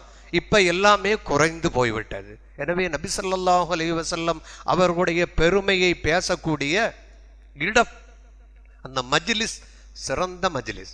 இப்ப இந்த இடத்துல பூவெல்லாம் வச்சு அந்த சபையை அலங்கரித்து அழகுபடுத்தி ரசூல் ஸல்லல்லாஹு அலைஹி வஸல்லமுடைய புகழ் பாடக்கூடிய இடம் என்பதற்காக செய்கிறோம். மணமகன் உட்காருவதற்குண்டான மேடையை பாருங்க, எவ்வளவு லட்ச ரூபாய் செலவு பண்றீங்க மண்டபத்துல. எதுக்கு? கொஞ்ச நேரம் உட்காந்து ஆட்டம் போடுறதுக்கு. எவ்வளவு லட்சக்கணக்கான ரூபாய் செலவு. கண்மணி ஸல்லல்லாஹு அலைஹி வஸல்லம் அவர்களின் புகழ் பாடும் இடத்தில் மல்லிகை மணக்க, நறுமணம் கமழ, அந்த இடத்தை கமழ வைக்க வேண்டும் என்பதற்காக செய்தால் போடுறா பிதத், எடுத்து விடு. பிதத் ஷிர்கு, அதுக்கு என்ன அர்த்தம்னு தெரியாது, சும்மா விடுறது. பிதஅத்து ஷிர்க்குன்னு சொன்னா எல்லாம் இப்ப பயந்து யாரை கேட்டாலும் இது அது பிதஅத்துங்க, அது ஷிர்க்குங்க, அது எங்கங்க விற்கிது அப்படின்னு கேட்டா ஒன்றும் தெரியாது, சும்மா சொல்றது பிதஅத்து ஷிர்க்கு. யாரோ சொல்லி கொடுத்தது அப்படி திருப்பி திருப்பி சொல்லுவதாக மாறி இருக்கிறது. நபி ஸல்லல்லாஹு அலைஹி வஸல்லம் அவர்களின் பிறப்பையும் நிகழ்வையும் சொல்லுவது தான் மௌலூதுல பூரா இருக்குது. ரசூல் ஸல்லல்லாஹு அலைஹி வஸல்லம் அவர்கள் ஒரு தடவை சஹாபாக்களை பார்க்கறதுக்கு வர்றாங்க. இப்போ பார்க்க வரும்போது எல்லா சஹாபாக்களும் ரசூலுல்லாஹ் வர்ற வரைக்கும் அப்படியே உட்கார்ந்துருப்பாங்க. எப்போ வருவாங்கன்னு எதிர்பார்த்துட்டு இருப்பாங்க. ஸல்லல்லாஹு அலைஹி வஸல்லம் வரும்போதே சஹாபாக்கள் பேசுவதை காதில் கேட்டாங்க. என்ன பேசுகிறாங்க? ஒரு சஹாபி சொல்றாரு, இத்தகதல்லாஹு இப்ராஹீம கலீலா, இப்ராஹிம் நபியே அல்லாஹ் கலீலாக நண்பராக ஆக்கி கொண்டான் அப்படின்னு பெருமையாக பேசுறாரு. இன்னொருத்தர் சொன்னாரு, கல்லமல்லாஹு மூசா தக்லீமா, மூசா நபி கிட்ட அல்லாஹ் பேசினானே அது ஒரு ரொம்ப ஆச்சரியமான விஷயம். இன்னொருத்தர் சொன்னாரு, ஈசா நபி கலிமத்துஹு வ ரூஹுஹு, அல்லாஹ்வுடைய கலிமா, அல்லாஹ்வுடைய ரூஹு ஈசா நபி என்று ஈசா நபியினுடைய பெருமையெல்லாம் சொல்லிட்டு இருக்கிறாங்க. ஸல்லல்லாஹு அலைஹி வஸல்லம் அவர்கள் சொல்ல சொல்ல உள்ளே வர்றாங்க. உள்ளே வந்தோடனே ரசூல் ஸல்லல்லாஹு அலைஹி வஸல்லம் அவங்க சொல்றது எல்லாத்தையும் கேட்டாங்க. கேட்டு திரும்ப சொன்னாங்க, நீங்கள் சொல்லுவதை நான் கேட்டேன். நீங்க என்ன சொன்னீங்கன்னா, இத்தகதல்லாஹு இப்ராஹீம கலீலா கல்லம் அல்லாஹு மூசா தக்லீமா ஈசா கலிமத்துஹு வ ரூஹுஹு, இதெல்லாம் நீங்க சொன்னீங்க. உள்ளது உள்ளபடி உண்மைதான், அதுல எந்த தவறும் கிடையாது. அவர்களுக்கெல்லாம் அந்த அந்தஸ்தை அல்லாஹ் கொடுத்திருக்கிறான். இப்ராஹிம் நபியை அல்லாஹ் தன்னுடைய கலீலாக நண்பராக ஆக்கி இருக்கிறான். மூசா நபியிடம் அல்லாஹ் பேசினான். ஈசா நபியினுடைய பிறப்பு அற்புதமானது. அவனுடைய கலிமாவாக, அவனுடைய ரூஹாக ஈசா நபி இருக்கிறார் என்பது உண்மைதான், எல்லாமே உண்மை. ஆனால் நான் யார் தெரியுமா? அனா ஹபீபுல்லா, நான் அல்லாஹ்வுடைய ஹபீப் அப்படின்னு ரசூலுல்லாஹ் சஹாபாக்கள்கிட்ட சொல்றாங்க. அப்படி சொல்லி போட்டு சொன்னாங்க, வலா ஃபக்ர், இதை சொல்றதுனால பெருமைக்கு நான் சொல்வது என்று நீங்க நினைக்க வேண்டாம். அனா ஹபீபுல்லா. மௌலூதுல என்ன ஓதுறோம்? யா ஹபீபி யா முஹம்மத் யா அரூசல் காஃபிகைன் யா முஅய்யத் யா முமஜ்ஜத் யா இமாமல் கிப்லத்தைன். இதுல என்னையா தப்பு? இதுல என்ன தப்பு இருக்குது? யா இமாமல் கிப்லத்தைன்னு சொன்ன என்ன? 2 கிபிலாவுக்கு இமாம். ஒரு கிபிலா முந்தி இருந்து மறுபடி மாற்றப்பட்டது இல்லையா? 2 கிபிலா, கிபிலத்தைன், 2 மஸ்ஜிதுல் கிபிலத்தைன். போனா அங்க போய் எல்லாம் தொழுதுட்டு வர்றீங்கல்ல, அந்த கிபிலத்தைனுக்கு இமாம நமது ஸல்லல்லாஹு அலைஹி வஸல்லம். யா ஹபீபி, என்னுடைய நேசத்துக்குரியவரே, யா முஹம்மத் ஸல்லல்லாஹு அலைஹி வஸல்லம் அவர்களே என்று அவர்களை நாம் அழைத்து கூப்பிடுகிறோம். கூப்பிட்டு நம்முடைய குறையை நபியிடம் எடுத்து சொல்கிறோம். அப்ப ரசூலுல்லாஹ் என்ன சொல்றாங்க? அன ஹபீபுல்லா, நான் அல்லாஹ்வுடைய ஹபீப் என்ன சொன்னாங்க? அன முஷஃபி அன ஷாஃபிஉன் வ முஷஃபஉன் அவ்வலு மன் ஷாஃபிஇன் வ அவ்வலு மன் யுஷஃபஅ யௌமல் கியாமா. கியாமத் நாளில் எல்லாரும் பரிந்துரை செய்ய தயங்கிட்டு இருப்பாங்க. நான் தைரியமாக அல்லாஹ்விடம் உம்மத்துக்காக சிபாரிசு செய்வேன். என்னுடைய சிபாரிசு ஏற்றுக்கொள்ளப்பட்டு என்னுடைய பரிந்துரை ஒப்புக்கொள்ளப்படும் கியாமத் நாளில் என்பதையும் சேர்த்து சொன்னார்கள். இன்னொன்றை சொன்னார்கள், லிவாவுல் ஹம்த் அன ஹாமிலு லிவாயில் ஹம்த், புகழென்ற கொடியை நாளை மறுமையில் நான் சுமந்து கொண்டு வருவேன் என்று ஸல்லல்லாஹு அலைஹி வஸல்லம் அவர்கள் சொன்னார்கள். புகழென்ற கொடியை சுமந்து வரக்கூடியவர்கள் ஸல்லல்லாஹு அலைஹி வஸல்லம் அவர்கள். இன்னும் சொன்னார்கள், நான் சொர்க்கத்தினுடைய அந்த வாசலில் இருக்கக்கூடிய அந்த கதவை அசைத்து திறப்பதில் முதல் நபர் நான் தான். அப்படி சொர்க்கத்துக்குள்ளே போகும்போது என்னோடு சேர்ந்து ஏழை முஃமின்களும் சேர்ந்து வருவார்கள் என்று நபி ஸல்லல்லாஹு அலைஹி வஸல்லம் அவர்கள் சஹாபாக்களுக்கு விளக்கம் சொன்னார்கள். இதையெல்லாம் சொல்லிட்டு சொன்னாங்க, இதை நான் பெருமைக்கு சொல்லவில்லை, அல்லாஹ் எனக்கு கொடுத்திருக்கக்கூடிய புகழ் என்று சொன்னார்கள். இதைத்தான் மௌலூதிலே நாம் சொல்லுவோம். மௌலூதில் என்ன சொல்லுகிறோம்? அது இப்போ எல்லாம் எப்படி ஆயிடுச்சுன்னா, வெறும் பைத்து மட்டும்தான் படிக்கிறது. அந்த ஹிகாயத்துன்னு ஒன்று இருக்குது, அதுவும் காணாமல் போயிடுச்சு. முன்பெல்லாம் என்ன செய்வாங்க? அந்த ஹிகாயத்தை படித்து அது முடிஞ்சோன்னா ஸல்லல்லாஹு சொல்லி பின்னதான் மௌலூதுங்க. இப்போ நட மௌலூது, ஓட்ட மௌலூது, நிற்கிற மௌலூது, படுக்கிற எத்தனை பேர் வந்துருச்சு. நட மௌலூதுனா ஹிகாயத்தை படிக்காம அப்படியே நடந்துட்டே போறது. ஹிகாயத்தை படிக்கணும், படிச்சாதால் அந்த மௌலூதுல என்ன ஓதப்பட்டிருக்கிறது என்பது நமக்கு தெரியும். அதிலே வரும், அந்த ஹிகாயத்தில் எடுத்தோன்ன வரும், நம்ம பார்த்திருப்போம், முதல் தொடக்கத்திலேயே வரும் சுபஹானல்லாஹி என்று சொல்லி வரக்கூடிய அந்த ஹிகாயத்தில் நீங்கள் பார்த்தால் ரொம்ப அற்புதமாக வரும். இன்னொரு இடத்துல வரும், ரொம்ப வார்த்தை நயமாக இருக்கும். நபியை விட அம்ஜத அஹமத, ரொம்ப பெருமைக்குரியவர், புகழுக்குரியவர், மதிப்புக்குரியவர் நபியை விட யாருமே இல்லை என்ற வாசகமுள்ள ஒரு பைத்து வரும். இன்னும் அந்த ஹிகாயத்துகள் வரும். அந்த ஒவ்வொரு பைத்திலும் நீங்கள் பார்த்தால் எதிலையுமே ஸல்லல்லாஹு அலைஹி வஸல்லம் அவர்களை அல்லாஹ் எப்படி புகழ்ந்து சொன்னானோ, நபியே தன்னை எப்படி புகழ்ந்தார்களோ அந்த வார்த்தைகள் தான் அந்த மௌலிதில் வருதை தவிர சிறுக்கானவைகள் எவைகளும் கிடையாது. அப்போ 1-2 பைத்துகளை எடுத்து பிடிச்சிட்டு இதெல்லாம் தவறானது என்று சொல்லுவார்கள். அப்துல் முத்தலிபு அவருடைய பாட்டனார் குழந்தையை கொண்டு போய் கஅபத்துல்லாவில் சுற்றினாரு. அந்த காலத்தில் உள்ள அந்த மரபுப்படி அவர் செய்திருக்கிறார். இப்போ அப்துல்லா தானே இவருக்கு பேர் வச்சது. என்ன பேர் வச்சது?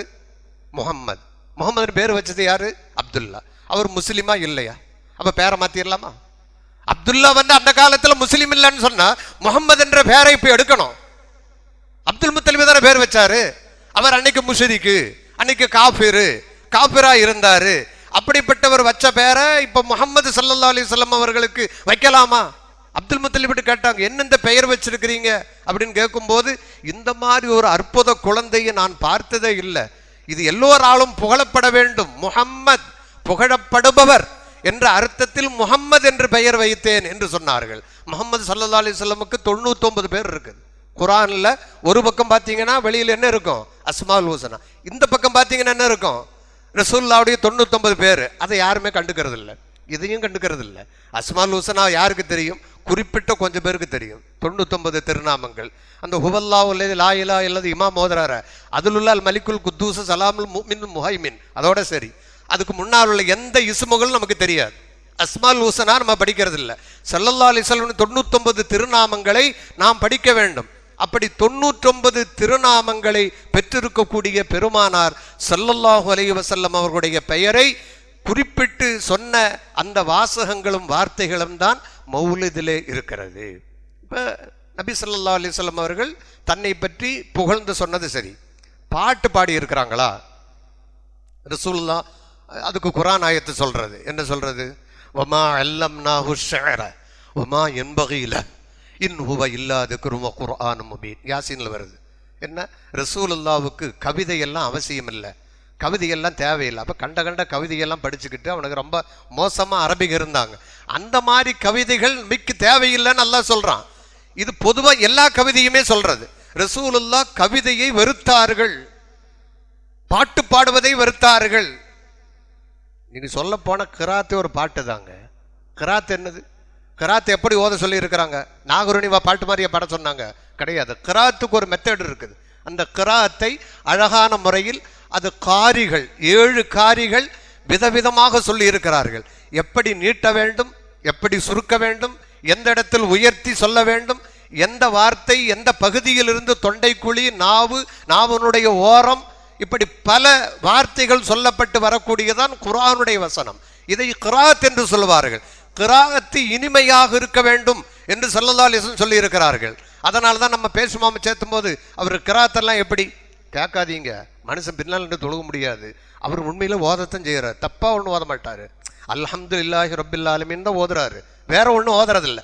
இருந்தாலும் மஅ்மூம்களுக்கு இனிமையாக கேட்பதற்கு சுகமாக இருக்கக்கூடிய இமாம் இருந்தால் ரொம்ப அழகா இருக்குது, தொழுகிறதே தெரியல, ரொம்ப அற்புதமாக இருக்குது என்று சொல்லுவார்கள் அல்லவா? அப்ப இந்த கிராத் என்பது மிக அற்புதமான ஒன்றாக அல்லாஹ் வைத்திருக்கின்றான்.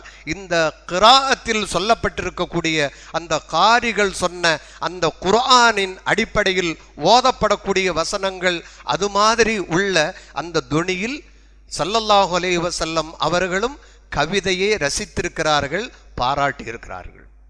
ஹஸ்ஸான் பின் சாபித் ரலியல்லாஹு அன்ஹு ஒரு பெரிய கவிஞர். அவருக்கு என்ன வேலை? மதீனாவில் ரசூலுல்லாஹ்வை பற்றி எப்பவுமே புகழ்ந்து பாடுவார். என்ன புகழ்ந்து பாடுவார்? இப்போ பத்ருக்கு போயிட்டு வந்தாங்க அல்லது உஹதுக்கு போயிட்டு வந்தாங்க, ஒரு போருக்கு போயிட்டு வந்தால் என்னென்ன நடந்ததோ அதை கவிதையாக படிப்பார். இது அவருடைய பணி.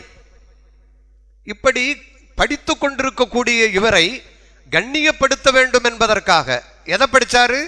பயானெல்லாம் பண்ணல. அவர் செய்த வேலை என்ன? பாட்டு படிப்பது. ஹஸ்ஸான் பின் சாபித் ரலியல்லாஹு அன்ஹுடைய வேலை என்ன? பாடகர், ஷாயிர் என்று சொன்னால் அரபியில் என்ன சொல்லுவார்கள்? பாட்டு பாடுறவர்னு அர்த்தம். இப்ப ஹஸ்ஸான் பின் சாபித் ரலியல்லாஹு அன்ஹு அவர்கள் பாட்டு பாடக்கூடியவர். அவருக்கு மதீனா பள்ளியில் ஒரு மிம்பரை ஏற்பாடு செய்து இந்த மிம்பரில் நின்று நீங்கள் பாட்டு பாடுங்கள் என்று சொன்னார்கள். ஏற்கனவே மதீனாவில் மிம்பர் இருக்குது, அது தொழுகைக்குள்ள மிம்பர். அதுபோக எக்ஸ்ட்ரா ஒரு மிம்பர் யாருக்கு? ஹஸ்ஸான் பின் சாபித் ரலியல்லாஹு அன்ஹு அவர்களுக்கு ஒரு மேடை. அதுக்கு மேலே நின்று கொண்டு நபி ஸல்லல்லாஹு அலைஹி வஸல்லம் அவர்களை புகழ்ந்து பாடுவார்கள். அப்ப மேடை போட்டு கொடுத்து ரசூலுல்லாஹ் அந்த பக்கம் போயிட்டாங்க, அவர் என்னமோ பாடட்டும் அப்படின்னா இருந்தாங்க? இல்லை. அவர் என்ன பாடுகிறார், எதை பாடுகிறார் என்பதை ரசித்து அவருக்கு துஆ செய்தார்கள் ஸல்லல்லாஹு அலைஹி வஸல்லம். என்ன துஆ? அல்லாஹும்ம அய்யிதுஹு பிரூஹில் குத்ஸ், பரிசுத்த ஆன்மாவை கொண்டு யா அல்லாஹ் ஹஸ்ஸான் பின் சாபித்தை நீ வலிமைப்படுத்து என்று துஆ செய்தார்கள். இது ரசூலுல்லாஹ் காலத்தில் முடிஞ்சிருச்சா? முடிஞ்ச பின்னாடி உமர் ரலியல்லாஹு அவனுடைய ஆட்சி காலத்திலையும் இதே மாதிரி நடக்குது. ஹஸ்ஸான் பின் சாபித் பாடுறாங்க, படிக்கிறாங்க. உமர் ரலியல்லாஹு பள்ளி வாசல் எல்லாம் பாடுற வேலையெல்லாம் வச்சுக்கூடாது, அவங்க கொஞ்சம் கோவக்காரரு. பள்ளியில் இதெல்லாம் இப்போ செய்யக்கூடாது, ரொம்ப தப்பு, இதெல்லாம் என்னது ரசூலுல்லாஹ் இருந்தாங்க பண்ணீங்க, இப்பெல்லாம் பண்ணக்கூடாது அப்படின்னு சொல்லும்போது ஹஸ்ஸான் இப்னு சாபித் ரலியல்லாஹு அன்ஹு சொன்னாங்க, பக்கத்தில் அபூ ஹுரைரா ரலியல்லாஹு அன்ஹு இருக்கிறாங்க, உங்களை விட சிறந்தவருக்கு முன்னாலே இருந்து நான் பாட்டு பாடி இருக்கிறேன். உங்களை விட சிறந்தவர் ரசூலுல்லாஹ் ஸல்லல்லாஹு அலைஹி வஸல்லம், அவர்களுக்கு முன்னாலேயே நான் கவிதை படித்திருக்கிறேன், அதற்காக கண்ணியப்படுத்தி மிம்பரை எனக்கு தந்திருக்கின்றார்கள். நீங்கள் எதிர்க்கிறீர்களா? அபூ ஹுரைராவே, என்னை பற்றி என்னுடைய கவிதை படிக்கும் போது ரசூலுல்லாஹ் என்ன சொன்னார்கள்? அல்லாஹும்ம அய்யிதுஹு பிரூஹில் குதுஸ் அப்படின்னு சொல்லி துஆ செய்தாங்களா இல்லையா? அபூ ஹுரைரா என்று கேட்கிறாங்க. அபூ ஹுரைரா சொன்னாங்க, அல்லாஹும்ம நஅம், யா அல்லாஹ் உண்மை, அது பொய்யே கிடையாது, ரசூலுல்லாஹ் அப்படி சொன்னாங்க என்று சொன்னதற்கு பிறகு உமர் ரலியல்லாஹு அன்ஹு அவர்கள் அமைதியானார்கள் என்று வரலாறுல நாம் பார்க்கின்றோம். ரசூல் ஸல்லல்லாஹு அலைஹி வஸல்லம் அவர்களை புகழ்ந்து பாடிய கவிஞர்களில் நிறைய பேர் உண்டு. நமக்கு தெரிஞ்ச ஹஸ்ஸான் இப்னு சாபித், நாபிகா அப்படின்னு ஒரு கவிஞர், கஅப் இப்னு ஸுஹைர் ரலியல்லாஹு அன்ஹு அவரும் பெரிய கவிஞர். கஅப் இப்னு ஸுஹைர் ரலியல்லாஹு அன்ஹு அவர்கள் நபி ஸல்லல்லாஹு அலைஹி வஸல்லம் அவர்களை முன்னாலே வைத்து பாடினார்கள். என்ன பாடுறாங்க? இன்னர் ரசூல லநூருன் யுஸ்தலாஉ பிஹி, இந்த ரசூல் இருக்கிறாரே ஒரு ஒளி, பேரொளி, வெளிச்சம் நிறைந்தவர்கள், இந்த ஒளியினால் உலகத்துக்கு ஒளி பெறப்படுகிறது. யுஸ்தலாஉ பிஹி, இவரால் ஒளி கிடைக்கிறது. இந்த ஒளிக்கு ஒப்பாக சொல்ல வேண்டும் என்று சொன்னால் இந்த ஒளி முகம் எப்படி இருக்கிறது என்றால், இந்திய நாட்டில் செய்யப்பட்ட வாள் உரையிலிருந்து வெளியே எடுத்தால் அந்த வாள் பிரகாசமாக இருக்கும். அந்த காலத்திலேயே இந்திய வாளுக்கு தனியான ஒரு மதிப்பு இருக்கிறது. உரையிலிருந்து உருவினால் அந்த வாள் எவ்வளவு அலங்காரமாக அழகாக இருக்குமோ அது மாதிரி ஸல்லல்லாஹு அலைஹி வஸல்லம் அவர்களின் முகம் ஒளி கொடுக்கக்கூடிய முகம் என்று கஅப் இப்னு ஸுஹைர் ரலியல்லாஹு அன்ஹு அவர்கள் கவிதையை பாடினார்கள். ரசூலை முன்னால வச்சுட்டு, கவிதையெல்லாம் பாடாதீங்க, இது இஸ்லாத்துக்கு முரணானது என்று ஸல்லல்லாஹு அலைஹி வஸல்லம் சொல்ல தெரியாத நீ வந்து இப்ப சொல்ற. அவங்க சொல்லலையே, அவங்க சொல்லாத நீ எப்படி சொல்ல முடியும்? அப்ப சொன்னது மட்டுமல்ல, சொல்லாமல் இருந்தது மட்டுமல்ல, இன்னொன்னு அங்க செய்தாங்க. என்ன செய்தார்? எல்லாத்துக்கும் தெரியும். ஸல்லல்லாஹு அலைஹி வஸல்லம் அவர்களுடைய தோளில் இருந்த புருதா, அந்த போர்வையை எடுத்து கஅப் இப்னு ஸுஹைர் ரலியல்லாஹு அன்ஹு அவர்களுக்கு பொன்னாடை போர்த்தினார்கள். இந்த கவிதையை சொன்னதுக்காக. இந்த கவிதை இன்னர் ரசூல லநூருன் யுஸ்தலாஉ பிஹி என்ற இந்த கவிதையை படித்ததற்காக முஹன்னதுன் மின் சுயூஃபில்லாஹி மஸ்லூலு என்ற இந்த வார்த்தையை சொன்னதுக்காக ஸல்லல்லாஹு அலைஹி வஸல்லம் அவர்கள் தோளில் கிடந்த போர்வையை எடுத்து அவர்களுக்கு போர்த்தி விட்டார்கள். கஅப் இப்னு ஸுஹைர் ரலியல்லாஹு அன்ஹு அவர்கள், இப்ப நமக்கெல்லாம் பொன்னாடை போத்தணுன்னே நம்ம இங்க போட்டாச்சு, அவ்வளவுதான். இருக்கிற பொன்னாடையெல்லாம் வீட்டில் எங்கேயோ வச்சு கிடக்குது. ஆனால் ஸல்லல்லாஹு அலைஹி வஸல்லம் அவர்களுக்கு போர்த்திய அந்த பொன்னாடையை நபியினுடைய கரத்தால், பரக்கத்தான கரத்தால், அவர்கள் தோளில் கிடந்த அந்த துண்டு என்னுடைய தோளுக்கு வர வேண்டும் என்றால் எவ்வளவு பெரிய நட்பு நபியின் மீது எனக்கு இருக்க வேண்டும் என்ற அடிப்படையில் அந்த புருதாவை, அந்த போர்வையை யார் கேட்டும் அவர்கள் கொடுக்கவே இல்லை. யாரு? கஅப் இப்னு ஸுஹைர் ரலியல்லாஹு அன்ஹு. முஆவியா ரலியல்லாஹு அன்ஹுடைய ஆட்சி காலத்துல முஆவியா ரலியல்லாஹு அன்ஹு அவர்கள் இந்த கஅப் இப்னு ஸுஹைர் அவர்களிடத்துல கேட்டாங்க, இதையெல்லாம் நீங்க 20,000 தங்க காசு தர்றேன், ரசூலுல்லாஹ்வுடைய போர்வை எங்களுக்கு கொடுங்கன்னு கேட்டாங்க. அப்போ கஅப் இப்னு ஸுஹைர் ரலியல்லாஹு அன்ஹு அவர்கள் சொன்னார்கள், ஸல்லல்லாஹு அலைஹி வஸல்லம் அவர்கள் என்னை தேர்வு செய்து நான் படித்த கவிதைக்காக பரிசாக கொடுத்த இதை யாருக்குமே நான் கொடுக்க மாட்டேன் என்று விடாப்படியாக அந்த போர்வையை தானே வைத்திருந்தார்கள் கஅப் இப்னு ஸுஹைர் ரலியல்லாஹு அன்ஹு அவர்கள். அவர்கள் மௌத்தானதற்கு பிறகுதான், மரணம் அடைந்ததற்கு பிறகுதான் அவர்களுடைய மக்களிடம் விலை பேசி முஆவியா ரலியல்லாஹு அன்ஹு அவர்கள் அந்த போர்வையை வாங்கினார்கள். வாங்கியதோடு மட்டுமல்லாமல் அதை அருங்காட்சியகத்தில் கொண்டு மியூசியத்தில் வைக்கிறதுக்கல்ல, அதை வாங்கி என்ன செய்தார்கள்? முஆவியா ரலியல்லாஹு அன்ஹுக்கு பிறகு வரக்கூடிய ஒவ்வொரு கலீஃபாக்களும், எல்லா கலீஃபாக்களும் ஜுமா நேரம், ஈதுடைய நேரத்தில் அந்த போர்வையை போட்டுக்கொண்டே வந்தார்கள். தொண்டு தொட்டு அது நடந்து வந்தது. ரசூலுல்லாஹ்வுடைய போர்வையை போர்த்துவதை பெருமையாக கருதினார்கள். அந்த போர்வையினுடைய வரலாறு எது என்று பார்த்தால், கவிதைக்கு கிடைத்த பரிசு. ஹஸ்ஸான் இப்னு சாபித் ரலியல்லாஹு அன்ஹுவுக்கு என்ன பரிசு கிடைத்தது? துஆ கிடைத்தது. கஅப் இப்னு ஸுஹைருக்கு நபி போர்த்தி இருந்த போர்வை கிடைத்தது. இப்போ இதெல்லாம் இது இஸ்லாமா இல்லையா? இது ரசூலுல்லாஹ்வுடைய ஹதீஸ்னா எதை ஹதீஸ்ன்னு சொல்றாங்கன்னா, எங்கேயெல்லாம் சிறுக்குன்னு முஷ்ரிக்குகளை பார்த்து அல்லாஹ் சொன்னானோ அதை பூரா முஸ்லிம்கள் வேற சொல்றது. சிலை வணக்கம் செய்தவர்கள் செய்த தவறை எல்லாம் முஸ்லிம்கள் பேர்ல சுமத்திட்டு நீங்கெல்லாம் சிறுக்கு செய்றீங்க என்று சொல்லி மாற்றி சொல்லக்கூடிய ஒரு நிலை ஏற்பட்டிருக்கிறது. இவர் மட்டுமல்ல, நிறைய கவிஞர்கள் இருக்கிறார்கள். நபி ஸல்லல்லாஹு அலைஹி வஸல்லம் அவர்கள் பிறந்த நேரத்தில் அவர்களுடைய பிறப்பின் மகிழ்ச்சியில் தன்னுடைய அடிமையை உரிமை விட்ட காரணத்தினால் அபூ தாலிப், அலி ரலியல்லாஹு அன்ஹுடைய தகப்பனார், அவர் முஸ்லிம் அல்ல.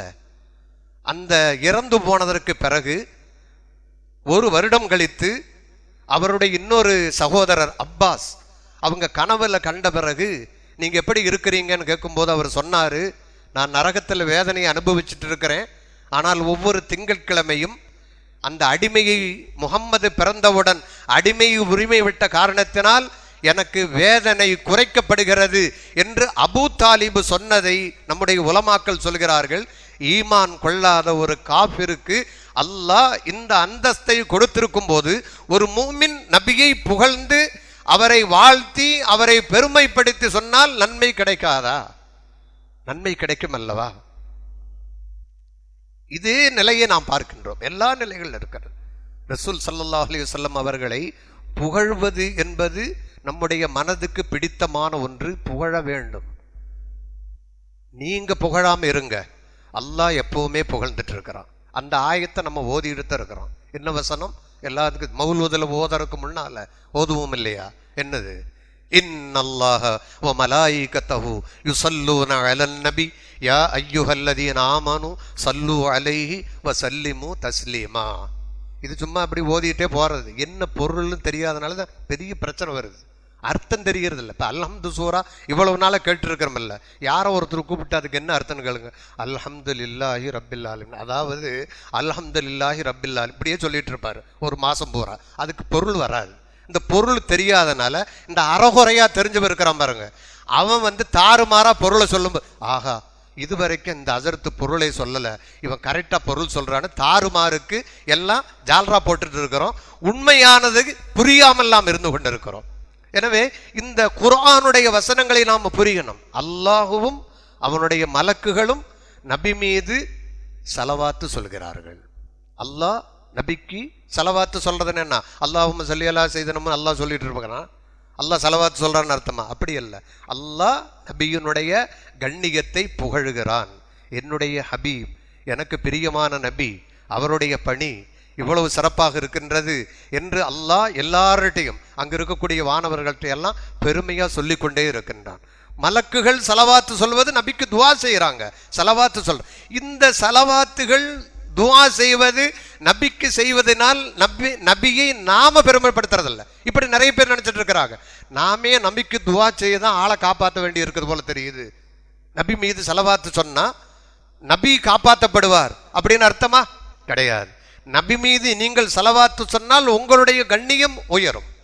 ஆத்தி முஹம்மதினில் வசீலா அப்படின்னு சொல்லி ஒரு துஆ இருக்குது. இது எங்க வருது? பாங்கு சொல்லி முடிஞ்சோன்னா துஆ ஓதும் போது அது இப்போ அதுவும் அவுட்டு. பாங்கையும் கேட்கறது இல்லை, பாங்குக்கு பதிலும் சொல்றது இல்லை, பாங்கு சொல்லி முடிஞ்சு துவாவும் இல்லை.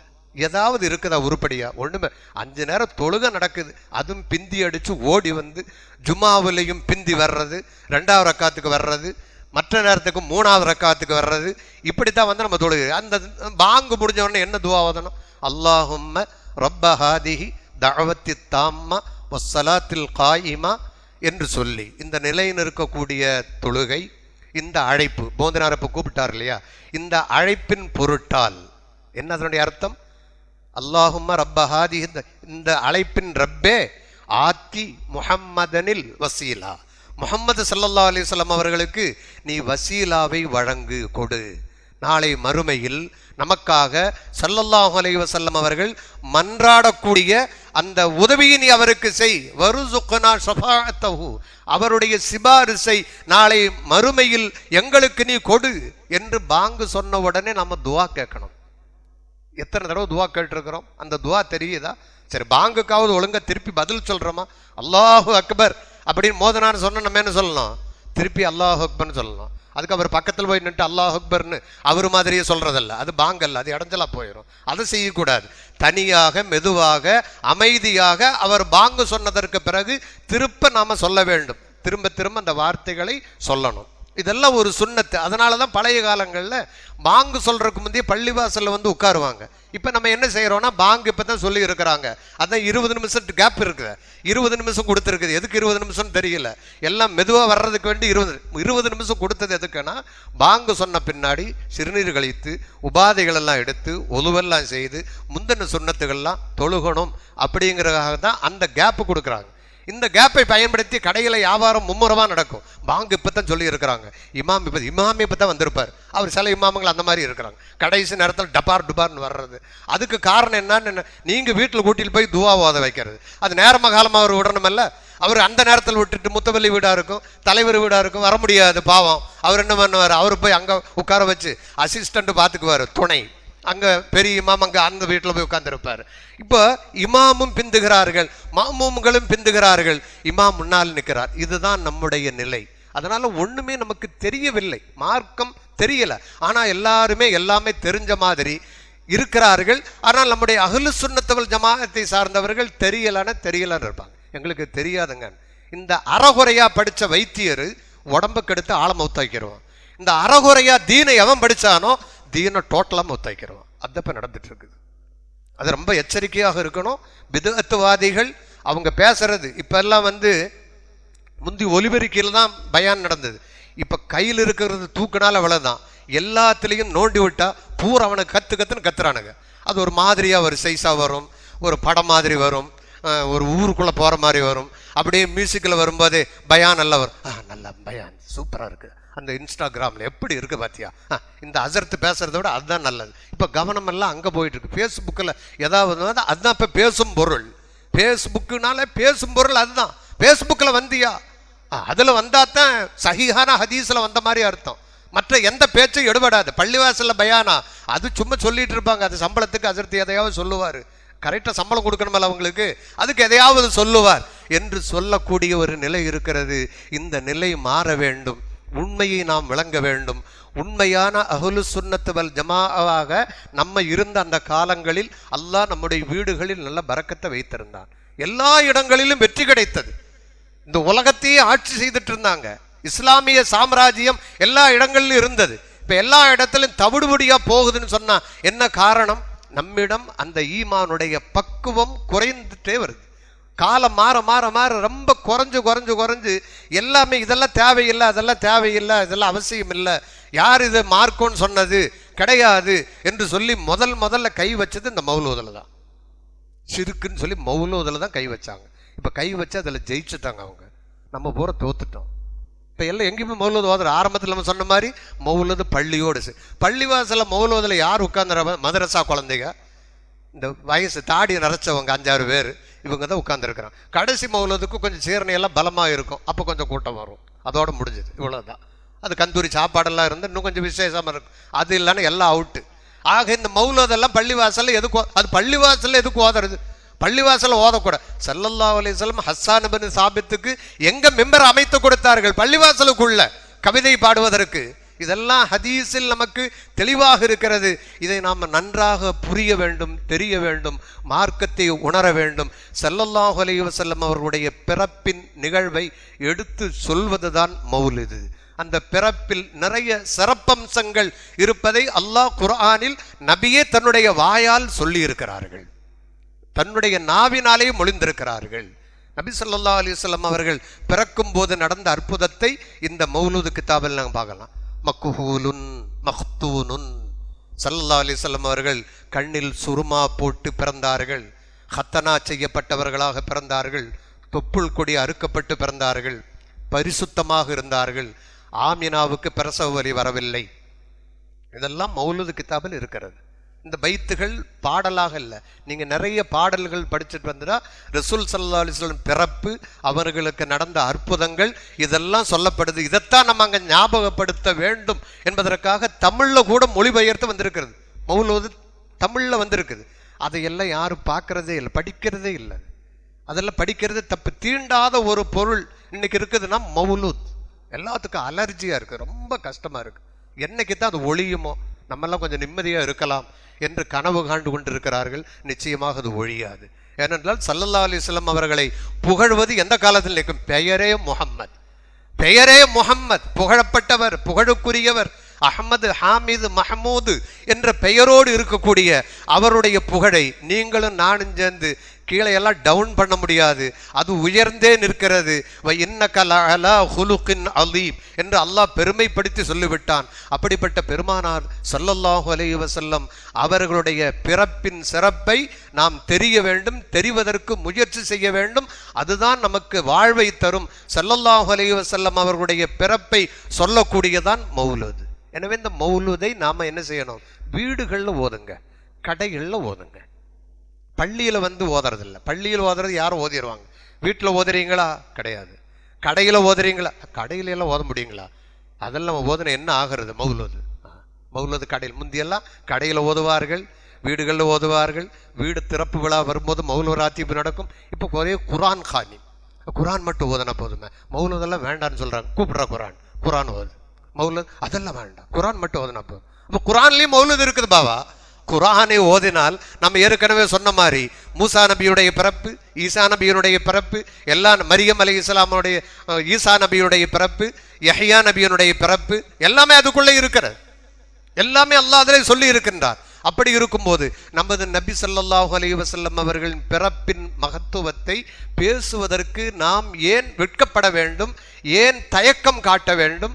ஏன் சுணக்கம் காட்ட வேண்டும்? தைரியமாக சொல்ல வேண்டும், பைத்து ஓத வேண்டும். ஸல்லல்லாஹு அலைஹி வஸல்லம் அவர்கள் மதீனாவுக்கு உள்ளே வரும்போது என்ன பைத்து சொல்லி எல்லாரும் கூப்பிட்டாங்க? நமக்கெல்லாம் தெரியும். சிறுவர்கள், சிறுமிகள் எல்லாம் உள்ளே வரும்போது தலஅல் பதுரு அலைனா மின் சனியாத்தில் விதாஇ வஜபஷ் ஷுக்ரு அலைனா மா தஆ லில்லாஹி தாஇ. இந்த பைத்தான படிச்சாங்க. அது நம்ம எல்லாம் கேட்டுட்டு தானே இருக்கிறோம். பத்ர் என்ற முழு நிலா இப்போது உதயமாகி கொண்டிருக்கிறது. அவங்க மேட்டிலிருந்து அப்படியே இறங்கி வர்றாங்க, சொல்றாங்க, பத்ர் என்ற நிலா நம்மை நோக்கி உதயமாக்கி கொண்டிருக்கிறது, பயன்படுத்தி கொள்ளுங்கள், வந்து கொண்டிருக்கிறார்கள் என்று ஆனந்த குதூகலத்தில் தப்படித்து பாடினார்கள் என்று வரலாறிலே நாம் பார்க்கின்றோம். எனவே தப்படித்து கவிதை பாடுவது கூடும், மார்க்கத்தில் அனுமதிக்கப்பட்டிருக்கிறது. அதனாலதான் தப்படிச்சு நிறைய பேர் பாடுறாங்க. உடனே அதை சொல்றது, என்ன டான்ஸ் ஆடுறாங்க, இப்படி உட்காந்துக்கிட்டு சுற்றி சுற்றி ஆடுறாங்க, ஒரே ஆட்டமாக இருக்குது, என்னாச்சு அவங்களுக்கு என்று அதில் ஒரு கிண்டல், கேலி, கமாண்டு அதை போட்டு அதையெல்லாம் போட்டு விடுவானுங்க. உனக்கு அதை பார்த்து நம்ம ஆளுங்க கரெக்ட் தான், ரொம்ப கரெக்ட், நம்ம இதெல்லாம் ரொம்ப தப்பு, அதுக்கு விளக்கம் கேட்கறதும் கிடையாது. இவரே ஆமோதிக்கிறது, அதையே பதில் சொல்லுவது. ஸல்லல்லாஹு அலைஹி வஸல்லம் அவர்கள் தப்படிக்கிறது கூடுன்னு சொல்லி இருக்கிறாங்க. பின்ன மௌலுதை ஒட்டி நடைபெறக்கூடிய அனாச்சாரங்கள், அது நம்ம மார்க்கத்தில் அனுமதிக்கப்படாத எத்தனையோ விஷயம் இருக்குது. இப்போ நிக்காஹு அப்படின்னு சொன்னால் என்ன? நிக்காஹு ஒரு பெண்ணு மாப்பிள்ளை வலிகாரம் 2 சாகிது, இதுதானே மாப்பிள்ளை கல்யாணத்துக்கு தேவை. சும்மா இங்கேயே உட்காந்துட்டு முடிச்சிடலாம். அதுக்கு என்ன பண்ணுற அலும்புக நம்ம கொஞ்சம் நஞ்சமாக பண்ணுறோம். மண்டபத்திலிருந்து தொடங்கி, பிரியாணி அண்டாவிலிருந்து தொடங்கி, ஆளுகளை கூப்பிட்டு லட்சக்கணக்கான ரூபாய் செலவு பண்ணி எவ்வளவு அட்டகாசங்களை பண்ணுகிறோம். அதனால கல்யாணத்தை யாரும் இனிமேல் நடத்தாதீங்கன்னு சொல்லி தீர்ப்பு சொல்லலாமா? முடியாது. கல்யாணம் நடந்தே தீரும். இந்த அனாச்சாரம் நடக்கும். அனாச்சாரம் என்பது வேறு. அதை தடுப்பதற்கு ஜமாத்துக்காரங்க நீங்க இருக்கிறீங்கல்ல, எல்லாம் சேர்ந்து முடிவெடுங்க, போராட்டம் நடத்துங்க. அனாச்சாரங்கள் நடத்தக்கூடாது. மௌலுது ஓதுங்க, அனாச்சாரத்தை கலந்துடுங்கள். பாட்டு கச்சேரி வைக்க சொல்லி யாரும் சொல்லலை, நம்ம எல்லாம் சொல்ல கிடையாது. மௌலுதி ஓதுங்கன்னு சொல்லி இருக்கிறோம். அங்க டான்ஸ் ஆடுகிறான், பாட்டு கச்சேரி வைக்கிறான்னு சொன்னா அது வேறு விஷயம். ஸல்லல்லாஹு அலைஹி வஸல்லம் சபையை அலங்கரிக்கக்கூடிய இந்த இடம், ஒரு மாப்பிள்ளை வந்து மண்டபத்தில் உட்கார்றதுக்கு லட்சக்கணக்கான ரூபாய் கொடுத்து அந்த 2 பேர் உட்கார்றதுக்கு என்ன செலவு பார்த்தீங்களா? அந்த டெக்கரேஷன், அவன் ஊர்பட்ட காசை வாங்கிட்டு போயிடுவான், அதில் இவன் வேற வந்து காசை வாங்குவான். ஊர்பட்ட காசு லட்சக்கணக்கான ரூபாய் போயிட்டு இருக்கும் மாப்பிள்ளை கொஞ்ச நேரம் உட்கார்றதுக்கு. எல்லோருக்கும் மாப்பிள்ளையாக, உலகத்துக்கே மாப்பிள்ளையாக இருக்கக்கூடிய நமது கண்மணி ஸல்லல்லாஹு அலைஹி வஸல்லம் உடைய சபையை மட்டும் சும்மா சாதா சீதாவை ஓதி தள்ளுற போதும், அவ்வளவு போதும். நீ என்னத்தையா மதிக்கிறதுக்கு? நீங்க யாரும் மதிக்க வேண்டாம். ஸல்லல்லாஹு அலைஹி வஸல்லம் அவர்களை மதித்தவன் அல்லாஹ், மதித்தவர்கள் மலக்குகள், மதித்தவர்கள் நபிமார்கள். நபிமார்களிடம் அல்லாஹ் உறுதிப்பாடு வாங்கி இருக்கிறார். ஒரு ஆயத்து நமக்கு வரும், வைத அகதல்லாஹு மீசாக்கன் நபியின் என்ற ஒரு வசனத்தை நீங்க பார்த்தீங்கன்னா அதுல எல்லாத்துடைய ரூஹுகளையும் அல்லாஹ் ஒன்று திரட்டி கேட்கிறான், இந்த உடன்படிக்கையை நீங்க ஏற்றுக்கொள்கிறீர்களா? என்ன உடன்படிக்கை? நிறைய நபிமார்கள் வந்திருக்கிறாங்க, வந்து அவங்களுக்கு கித்தாபும் ஹிக்மத்தும் ஞானம் எல்லாம் கொடுக்கப்பட்டிருக்கிறது.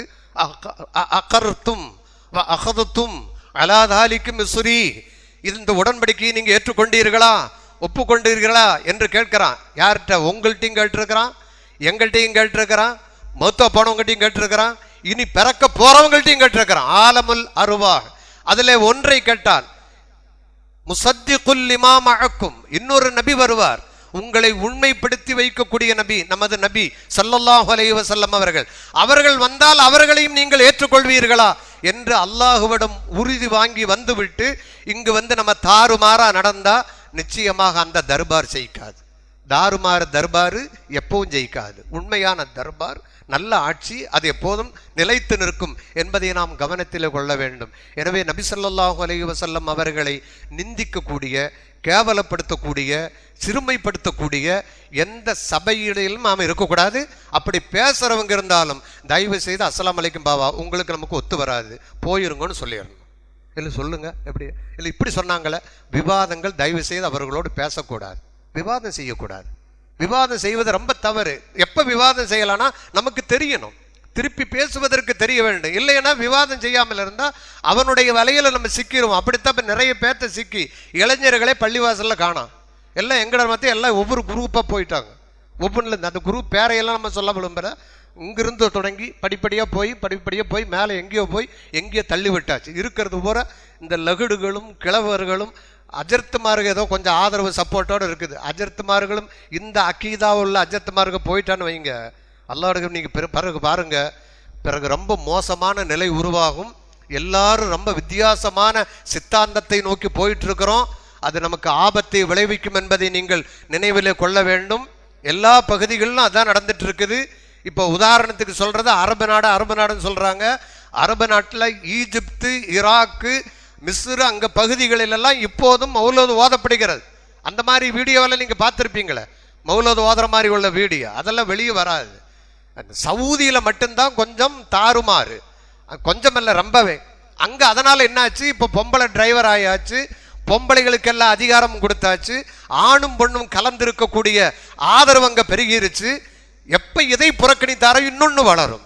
இதை ஒழுங்காக கொண்டு போகும்போது எல்லா வகையிலும் கட்டுப்பாடு இருக்கும். அப்படிப்பட்ட ஒரு உன்னதமான ரசூல் ஸல்லல்லாஹு அலைஹி வஸல்லம் அவருடைய புகழை நாம் எப்போதும் வாயினால் புகழ வேண்டும், சலவாத்து சொல்ல வேண்டும். இந்த மௌலூது சபையில சலவாத்துகள் எத்தனை தடவை சலவாத்து சொல்றோம். மௌலூது தொடங்கும் போது ஒரு 3 சலவாத்து, ஒவ்வொரு பைத்து முடிஞ்சோன்னா 3 சலவாத்து, இப்படி சலவாத்து சொல்றோமே, இதனால என்ன தவறு?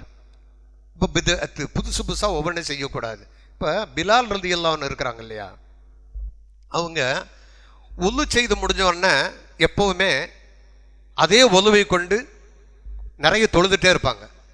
பரலுடைய முந்தின சுண்ணத்துங்கிறது வேற, அதுக்கு முந்தி நிறைய சுண்ணத்துகளை ஒலு செய்த உடனே தொழுதுட்டே இருப்பாங்க. ஸல்லல்லாஹு அலைஹி வஸல்லம் அவர்கள் பிலால் ரலியல்லாஹு அன்ஹு கனவுல கண்டு சொர்க்கத்தில் அவர்கள் நடந்து செல்வதை கண்டு கேட்டாங்க, நீங்க துனியாவில் என்ன அமல் செய்துட்டு இருக்கிறீங்க, உங்களை சொர்க்கத்தில் நான் வந்து பார்த்தேன்னு கேட்டாங்க. அப்போ பிலால் ரலியல்லாஹு சொன்னாங்க, யா ரசூலல்லாஹ், எப்போ நான் ஒலு செய்தாலும் அல்லாஹ் நாடிய அளவுக்கு நான் நிறைய தொழுகுவேன். 2 ரக்காத் இல்லை, நம்ம 2 ரக்காத் தொழுகிறதுக்குள்ள படுற பாடு. ஒரு இஸ்திகாரா தொழுகுங்க, ஒரு லுஹா தொழுகுங்க, தஹஜுதா, அது என்னன்னு தெரியுமா? தஹஜுதன் ஃபஜ்ரே இங்கே ஆட்டம் கண்டு இருக்குது, இதில் வேறு தஹஜுத். ஹஜ்ரத் கலப்பாதீங்க, ஃபஜ்ரே நமக்கு இங்கே ஆட்டம் கண்டு கொன்று 4 வக்து இருந்தால் கொஞ்சம் பரவாயில்லை. மழை கிளைமேட்டில் இஷா வேற, இன்னைக்கு எவ்வளோ கஷ்டமாக இருந்திருக்கு. இஷா மழை வந்துருச்சு, உட்காரங்கிய. இதுதான் நம்முடைய நிலை. அவர்கள் அப்போ ஸல்லல்லாஹு அலைஹி வஸல்லம் கேட்ட உடனே சொன்னாங்க, நான் துப்புரவு செய்த உடனே இந்த தொழுகையை நிறைய தொழுகுவேன் என்று சொன்னாங்க. இப்போ ஸல்லல்லாஹு அலைஹி வஸல்லம் சொல்லாத, அவர்கள் இப்படி செய்யுங்கள் என்று சொல்லாத ஒரு செயலை யார் செய்கிறா? பிலால் ரலியல்லாஹு செய்தாங்க. செய்துக்க ரசூலுல்லாஹ், இதெல்லாம் ஏன் நீங்க செய்றீங்க, இது பித்அத்னு சொன்னார்களா? சொர்க்கத்தில் உங்களை கண்டேன் என்று தானே சொன்னாங்க. அப்ப ஸல்லல்லாஹு அலைஹி வஸல்லம் அவர்கள் மீது ஸலவாத்து சொன்னா நரகத்துக்கா போவோம்? எப்படி நரகத்துக்கு போவோம்? ஸலவாத்து சொன்னா யார் நரகத்துக்கு போனதாக வரலாறு இருக்குதா? ஸலவாத்து சொன்னா நம்முடைய பவர் கூடுது, அந்தஸ்து கூடுது. இதுதானே நடக்கிறது. இது உண்மை தெரியாமல் நிறைய பேசிக்கிட்டு இருக்கிறோம். ஒரு சஹாபி, ஒரு வரலாறு, ஒரு சஹாபி, அவர் வந்து நல்ல கெட்டிக்காரர், நல்ல பெரிய ஆலிம். அவர் இமாமாக நிறுத்தினாங்க. இமாமாக நிறுத்தினோன்னே அல்ஹம்து சூரா ஓதணுன்னே இன்னொரு சூரா ஓதுறதுக்கு முந்தி என்ன பண்ணுவார்னா, குல் ஹுவல்லாஹு அஹத் அல்லாஹு சமது லம் எலிது வலம் யூலது வலம் யகுல் லஹு குஃபுவன் அஹத். இதை ஓதி போட்டு தான் வேற சூறா ஓதுவார். இது புகாரி முஸ்லிமில் வந்திருக்கக்கூடிய ஹதீஸ், ஆதாரம் நம்மள்ட்ட இருக்கு. இப்படியே செய்துட்டு இருந்தோன்னா பின்னாடி மஅ்மூம்கள் எல்லாம் பெரிய பெரிய சஹாபாக்கள் தான். அவங்க அவரை கூப்பிட்டு சொன்னாங்க, நீங்க தொடர்ந்து இந்த மாதிரியே பண்ணிட்டு இருக்கிறீங்களே, அல்ஹம்து சூரா ஓதிட்டு எப்ப பார்த்தாலும் குல்ஹு அல்லாஹு அஹத் ஓதுறது, பின் ஒரு சூறா வருது. ஒன்று குல்ஹு அல்லாவோட நிறுத்துங்க, இல்லைன்னா குல்ஹு அல்லாஹ் விட்டுட்டு இன்னொரு சூறா ஓதுங்க. இந்த ரெண்டையும் போட்டு எதுக்கு இந்த மாதிரி பண்றீங்க? நியாயமான கேள்வி இல்லையா? நம்மளா இருந்தாலும் அதை கேட்போம். அப்ப நியாயமான கேள்வி கேட்டோம். அப்ப அவர் சொன்னாரு, விருப்பம் இருந்தால் நம்மளை இங்கே வச்சுக்குங்க பள்ளிவாசல்ல, இல்லைன்னா நம்ம அல்ஹம்துலில்லாஹ் போயிட்டே இருக்கிறோம் என்று சொல்லிட்டாரு. இந்த காலத்தில் சொல்ல முடியுமா? கொஞ்சம் அட்ஜஸ்ட் பண்ணுங்க, ஏதோ தவறு நடந்து போச்சு, கொஞ்சம் சம்பளத்தை கூட்டி கொடுக்கறதுக்கு பெரும்பாடாக இருக்கும். இந்த காலத்தில் அந்த மாதிரியெல்லாம் கிடையாது. அவர் தைரியமாக சொன்னார், ஆளை விட்டுருங்க நான் போயிடுறேன் அப்படின்னா. அப்போ கொஞ்சம் கண்ணியமான இமாமானலாம் அவர் விடுறதுக்கு மனசு இல்லை. அசர்த்து நல்ல அசர்த்து, ஆனால் இந்த மாதிரி ஒரு செயல் இருக்குதுன்னுட்டு ரசூலுல்லாஹி ஸல்லல்லாஹு அலைஹி வஸல்லம் போய் ரிப்போர்ட்டே சொல்லிட்டாங்க. யார் ரசூலல்லாஹ், இந்த மாதிரி ஒரு சஹாபி எந்த சூரா அல் ஃபாத்திஹா சூரா ஓதிட்டு குல்ஹு அல்லாஹு அஹத் ஓதி போட்டு தான் வேற சூரா ஓதுறாரு அப்படின்னு கேட்டால் அவங்கள கூப்பிட்டாங்க. இவங்க சொல்ற மாதிரி நீங்க செய்யறீங்களா அப்படின்னு கேட்டாங்க. ஆமா யா ரசூலல்லாஹ், எனக்கு குல்ஹு அல்லாஹு அஹத் சூறாவில் ரொம்ப பிரியம். என்னது? குல்ஹு அல்லாஹு அஹத் சூறாவில் எனக்கு ரொம்ப பிரியம் என்று சொன்ன, இந்த பிரியம் உங்களை சொர்க்கத்துக்கு கொண்டு செல்லும் என்று ஸல்லல்லாஹு அலைஹி வஸல்லம் சொன்னார்கள். இதெல்லாம் ஓதாதீங்க, தப்புன்னு சொல்லல. அப்ப பித்அத்தை யாரு செய்யறாரு? இந்த சஹாபி செய்யறாரு. ஒலு செய்த உடனே பித்அத்தை யாரு செய்தாரு? பிலால் ரலியல்லாஹு அன்ஹு செய்தாங்க. அதுக்கு ரசூலுல்லாஹ் அங்கீகாரம் கொடுத்தாங்க. பித்அத்துனா இதுக்கு அர்த்தம் இல்லப்பா, இதெல்லாம் அர்த்தம். பித்அத்துனா புதிய ஒரு நல்ல செயலை, நல்ல அமலை, நன்மை கிடைக்கும் என்று செய்தால் அதுக்கு பேர் தான் பித்அத்து. அதை தாராளமாக செய்யலாம், செய்கிறது தப்பு கிடையாது, அல்லாஹ்வுடைய நன்மை கிடைக்கும் என்றால். எனவே சஹாபாக்கள் இப்படி நிறைய செய்திருக்கிறாங்க. இப்போ உதாரணத்துக்கு சில வார்த்தைகள் மட்டும் சொல்றேன். இப்போ குர்ஆன் இருக்குது. ஸல்லல்லாஹு அலைஹி வஸல்லம் காலத்தில் இந்த குர்ஆன் இருந்ததா? இல்லை. இந்த மாதிரி குர்ஆன் இருந்ததா? இல்லை. பிளாஸ்டிக்லையும் இல்லை, பேப்பர்லையும் இல்லை, எதுலேயும் இல்லை. எல்லாம் எலும்புகளில் தோல் அங்கங்கே எழுதி வச்சிருந்தாங்க. எல்லாம் நிறைய பேர் மௌத்தா போயிட்டாங்க, ஷஹீதாயிட்டாங்க. காரிகள் குர்ஆன் மனப்பாடம் செய்தவங்க எல்லாம் மௌத்தா போயிட்டாங்க. அப்போ என்ன செய்யறது? ஸைத் பின் சாபித் ரலியல்லாஹு அன்ஹு போன்ற முக்கியமான சஹாபாக்கள்லாம் ஆலோசனை செய்து, அங்கங்கே செதறி கிடக்கக்கூடிய குர்ஆனை எல்லாம் நம்ம ஒன்று சேர்த்தலான்னா நமக்கு பின்னாடி குர்ஆனே இல்லாமல் போயிருமே அப்படின்னு வருத்தப்பட்ட உடனே நிறைய சஹாபாக்கள் சொன்னாங்க, ரசூலுல்லாஹ் செய்யாத நம்ம எப்படி செய்ய முடியும்? ரசூலுல்லாஹ் செய்யலையே, அவங்க செய்யாத எப்படி செய்ய முடியும்? இல்லை அதில் நன்மை இருக்கு, செய்யலான்னு எல்லாரும் முடிவு பண்ணி குர்ஆனை ஒன்று சேர்த்தக்கூடிய காரியத்தை செய்ததினால் இன்று உலகம் முழுவதும் அந்த குர்ஆன் நம் கைவசம் இருக்கிறது. இது ஒரு பித்அத். பித்அத்னா என்ன? ரசூலுல்லாஹ் செய்யாதது செய்யறது. அப்ப நன்மையான பித்அத். இதை சொன்னா இதுல வேற கிண்டல் பண்றது. பித்அத்துக்கு வேற விளக்கம் சொல்லிட்டு இருக்கிறாங்க. நல்ல பித்அத், கெட்ட பித்அத். பித்அத்னாலே கெட்டதாப்பா அப்படின்னு ஒரு விளக்கம் சொல்லிட்டு இருக்கிறாங்க. அதையும் நம்பிட்டு இருக்க. அதுக்காகத்தான் இந்த பித்அத் சொல்லிட்டு வர்றோம். இந்த மாதிரி பித்அத் நடந்திருக்கிறது. இப்ப தராவீஹ் தொழுகை தனித்தனியா தொழுதுட்டு இருந்தாங்க. யார் ஒன்று சேர்த்தியது? உமர் ரலியல்லாஹு அன்ஹு. அவங்க தான் உபய் இப்னு கஅப் ரலியல்லாஹு அவர்களை இமாமாக வச்சு தராவீகள் ரொம்ப அற்புதமாக வைத்து, அந்த தராவி இரவு நேரத்தில் என்ன செய்வாங்க உமர் ரலியல்லாஹு அன்ஹு அவர்கள்? நம்ம லைட்டெல்லாம் அதிகமாக எக்ஸ்ட்ரா போடுறோம் இல்லையா? ஜமாத் தொழுகை நடக்கும்போது நிறைய லைட் அடியும், மெஹராப்லேயே அங்கேங்க நிறைய அடியும். தொழுது முடிஞ்சு போனால் டப்புன்னு மோதனர்வை ஆஃப் பண்ணிடுவார். அந்த சுண்ண தொழுகிறவங்களுக்கு ஃபேன் கூட கிடைக்காது. இந்த லேட்டாக தொழுகிறவங்களுக்கு நல்லா அனுபவிச்சுட்டு போயிடுறாங்க. லேட்டாக வர்றது ஃபேன் காற்று எல்லாம் அவங்களுக்கு தான். இந்த பிந்தி சுண்ண தொழுதுட்டு ஆளுகளுக்கு காற்று ஒவ்வொன்றா ஆஃப் ஆகிட்டு இருக்கும். அவர் 2.5 காற்றுல ஒரு மாதிரி ஆயிடுவார். சீக்கிரமாக போகலாமா இல்லை உட்காரலாமா? அப்போ பிந்தி தொழுபவர்களுக்கு தயவு செய்து ஃபேனு லைட்டெல்லாம் போட்டு வைங்க. அவர்கள் ரொம்ப நேரம் தொழுது திக்கரில் இருக்கிறவங்க, அவங்களுக்கு தான் செய்யணும். 2 நிமிஷம் வந்துட்டு போகிற ஆளுக்கு எதுக்கு ஃபேனு போடக்கூடாது? அந்த மாதிரி ஆளுகளுக்கு.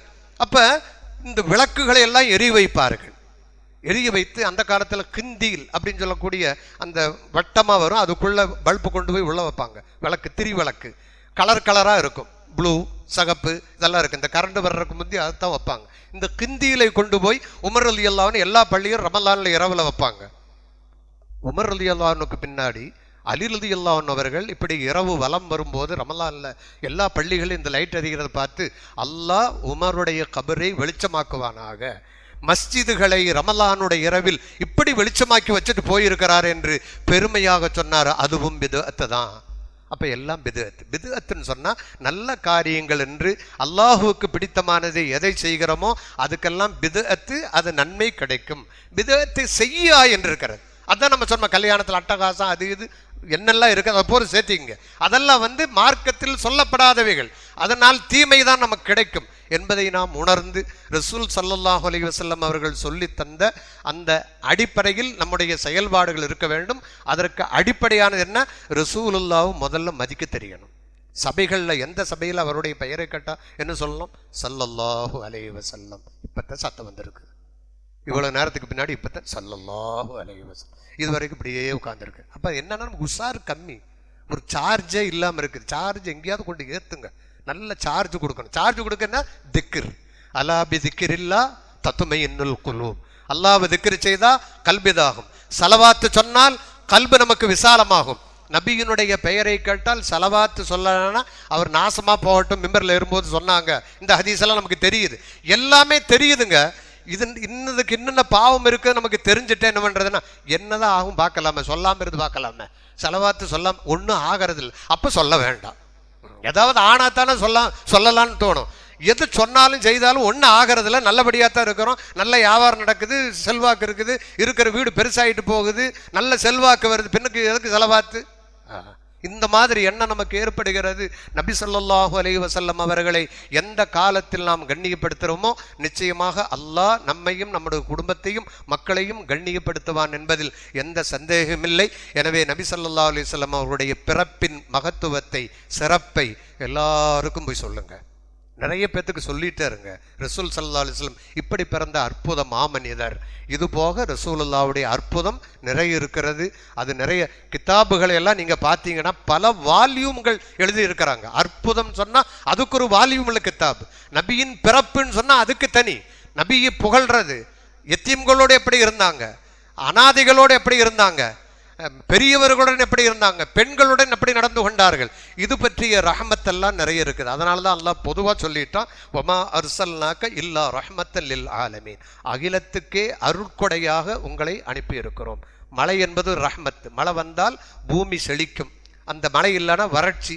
ஆப்பிரிக்காவெல்லாம் பார்க்குறோம், ரொம்ப பரிதாபமாக இருக்குது. அல்லாஹு தாலா நமக்கு இவ்வளவு செழிப்பான பூமியை தந்திருக்கிறான். இதெல்லாம் அல்லாஹ்வுடைய ரஹமத். ஸல்லல்லாஹு அலைஹி வஸல்லம் உலகத்துக்கே ரஹமத்.